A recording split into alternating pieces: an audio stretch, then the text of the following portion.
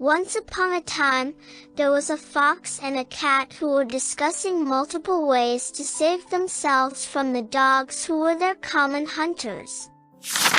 The fox, who was so full of himself, started boasting about how clever and intelligent he was. "Why, I know at least 100 tricks to get away from our mutual enemies, the dogs," she said. Listening to this, the cat felt insecure and inferior to herself and confessed that she only knows one trick to save herself from the dogs, the hunters. "I know only one trick to get away from dogs," said the cat. "You should teach me some of yours."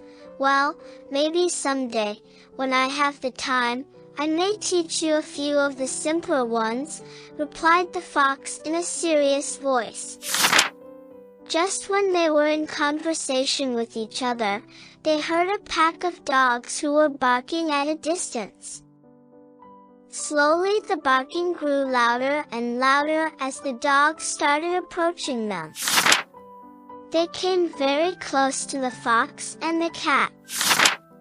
Seeing that the cat, with just one trick she knew, climbed up the tree which was out of reach of any dog. She then saw the fox, who was actually boasting about the 100 ways he knew to defend himself from the dogs, and got confused as to which trick to use.